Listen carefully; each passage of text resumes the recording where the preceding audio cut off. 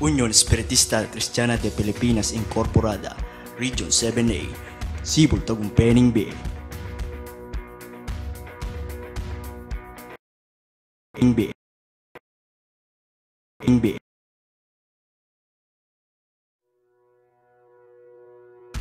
Unión Espiritista Cristiana de Pilipinas Incorporada, Region 7A, Sibol Tagumpeni B.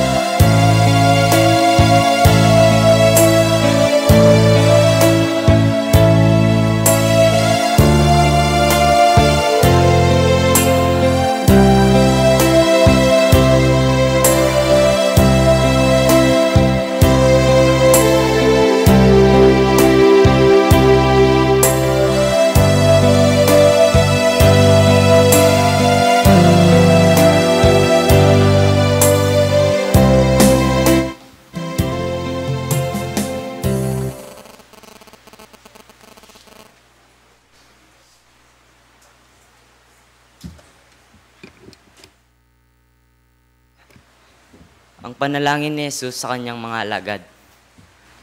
Ang mga bagay na ito ay sinilita ni Jesus, at sa pagtingala ng kanyang mga mata sa langit ay sinabi niya, Ama, dumating na ang oras. Luwalhatiin mo ang iyong anak, upang ika'y walatiin ng anak. Gaya ng ibinigay mo sa kanya ang kapamahalaan sa lahat ng laman, upang bigyan niya ng buhay na walang hanggan ang lahat ng ibinigay mo sa kanya. At ito ang buhay na walang hanggan, na ikaw ay makilala nila na iisang Diyos na tunay, at siyang iyong sinugo sa makatuwid bagay si Jesucristo. Nilwalhati kita sa lupa, pagkaganap ko ng gawa na ipinagawa mo sa akin. At ngayon, Ama, luwalhatiin mo ako sa iyo rin ng kaluwalhati ang aking tinamo sa iyo bago ang sanglibutan ay naging gayon. Ipinahayag ko ang iyong pangalan sa mga tao na ibinigay mo sa akin mula sa sanglibutan. Sila'y iyo at sila'y ibinigay mo sa akin, at tinupad nila ang iyong salita. Ngayon ay nakilala nila na ang lahat ng mga bagay na sa akin ay binigay mo ay mula sa iyo. Sapagkat ang mga salitang sa akin ay ibinigay mo ay ibinigay ko sa kanila, at kanilang tinanggap, at nakilala nilang tunay na nagbuhat ako sa iyo, at nagsapaniwalang ikaw ang nagsugo sa akin. Idinadalangin ko sila, hindi ang sanglibutan ang idinadalangin ko, kundi yaong mga sa akin ay binigay mo, sapagkat sila'y iyo. At ang lahat ng mga bagay ay iyo, at ang mga iyo ay akin, at ako'y lumalahati sa kanila. At wala na ako sa sanglibutan, at ang mga ito ay nasa sanglibutan, at ako'y paririyan sa iyo. Amang banal, ingatan mo sila sa iyong pangalan, yaong mga ibinigay mo sa akin, upang sila'y maging isa, na gaya naman natin. Samantalang ako'y sumasa kanila, ay iningatan ko sila sa iyong pangalan, yaong mga ibinigay mo sa akin, at sila'y binantayan ko. At isa man sa kanila'y walang napahamak, kundi ang anak ng kapamakan, upang matupad ang kasulatan. Ngunit ngayon ay napaririyan ako sa iyo, at sinasalita ko ang mga bagay na ito sa sanglibutan, upang silang magtamo ng aking kagalakang ganap sa kanila rin. Ibinigay ko sa kanila ang iyong salita, at kinapuotan sila ng sanglibutan, sapagkat hindi sila taga-sanglibutan. Hindi ko idinadalangin na alisin mo sila sa sanglibutan, kundi ingatan mo sila mula sa masama. Hindi sila taga-sanglibutan, nagaya ko naman na hindi taga-sanglibutan. Pakabanalin mo sila sa katotohanan. Ang salita mo'y katotohanan.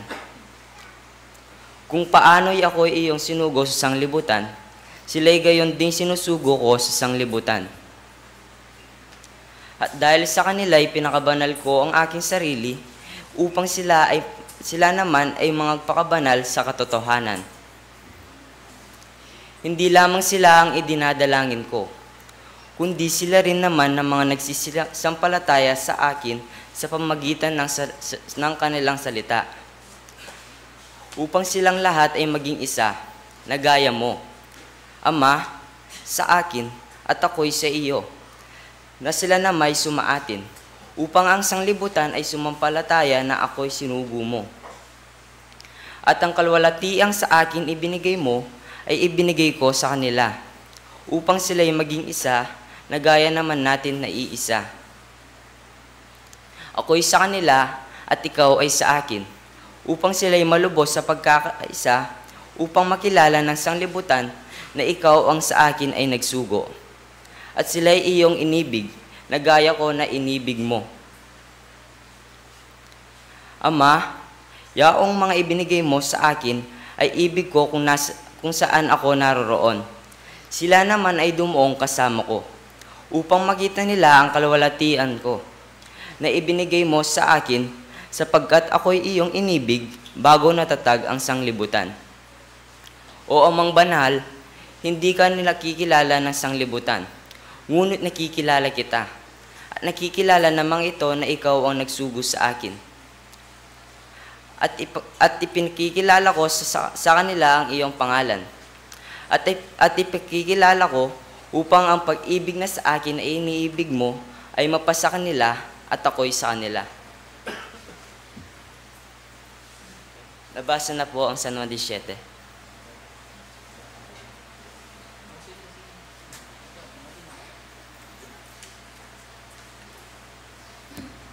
Mga titampo.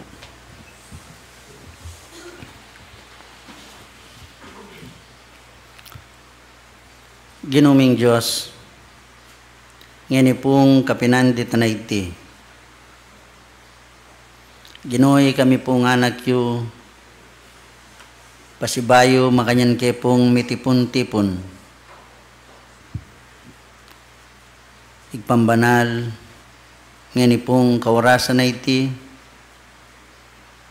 lawin nyo ke sana pong karapat dapat ampong matulid king kayong banal apanimanman. Gino, gagawan mila po rin kay kaming banal at tungkulan. Tulutan yung panimunan niyang balang metong kay kami. May git king sabla, iparandam niyo po ing kay kayong